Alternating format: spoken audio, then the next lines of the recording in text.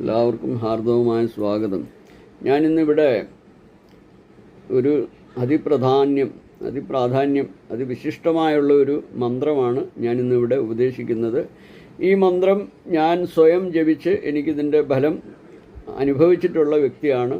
ഇന്നും അത് ഞാൻ അനുഭവിച്ചുകൊണ്ടിരിക്കുന്നതിൻ്റെ ഫലം. അപ്പം ആ മന്ത്രം അതിബല മന്ത്രങ്ങളാണ്. വിശ്വാമിത്ര മഹർഷി നമ്മുടെ ശ്രീരാമനും ലക്ഷ്മണനും വനവാസത്തിന് പോയ സമയത്ത് അവർക്ക് വിശപ്പും ദാഹവും അനുഭവപ്പെടാതിരിക്കാനും അല്ലെങ്കിൽ വിശപ്പും ദാഹവും ഉണ്ടാകാതിരിക്കാൻ വേണ്ടി ഉപദേശിച്ചു കൊടുത്ത മന്ത്രമാണ് ഈ അതിബല മന്ത്രം. ആവശ്യമുള്ളവർക്ക് മാത്രമേ ഇത് സ്വീകരിക്കാവൂ. ജപിച്ചാൽ അതിന് ഫലമുണ്ടാവും. ഞാനതിന് അനുഭവ പുരുഷനാണ്. ഓക്കെ, അപ്പോൾ വിരാട് പുരുഷാണ് ഇതിൻ്റെ ഋഷി. ഗായത്രി ഛന്ദസ്സാണ്, ഗായത്രി ദേവതയാണ്. ആ ബീജം ശക്തി, കീലകമാണ്.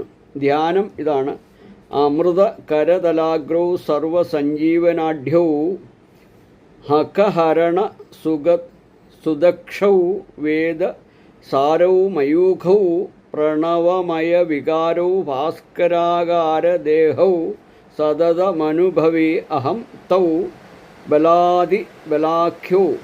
മൂലമന്ത്രം ഇതാണ്: ഓം ഹ്രീം ബലേ മഹാദേവി ഹ്രീം മഹാബലേ ക്ലീം ചതുർവിധ പുരുഷാർത്ഥ സിദ്ധിപ്രദേ സത് സവിതുർ വരദാത്മികേ ഹ്രീം വരേണ്യം ഭർഗോ ദേവസ്യ വരദാത്മികേ അതിബലേ സർവദയാമൂർത്തേ ബലേ സർവക്ഷുത ഭ്രമോപനാശിനി ധീമഹി ധിയോ യോ നോ ജാനേ പ്രചുര്യഃ യാ പ്രചോദയാത്മികേ പ്രണവ ശിരസ്കാത്മികേ ഹും ഭട്ട് സ്വാഹ.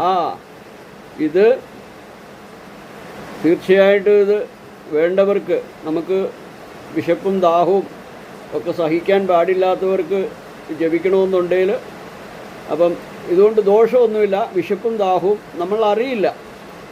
അതിൻ്റെ അനുഭവസ്ഥനാണ് ഇന്നും. ഞാനിത് ധാരാളം ലക്ഷങ്ങൾ ജപിച്ചതാണെന്ന് വേണേൽ ഞാൻ പറയാം, വർഷങ്ങളായിട്ട്. അപ്പോൾ എനിക്കിന്നും ദൈവത്തിൻ്റെ കൃപ കൊണ്ട് എനിക്ക് വിശപ്പും ദാഹവും എനിക്ക് അറിയാറില്ല. അപ്പം ഇത് ആർക്ക് വേണോ അവർക്ക് സ്വീകരിക്കാം. ഹരിയോം ഹരിയോം ഹരിയോം.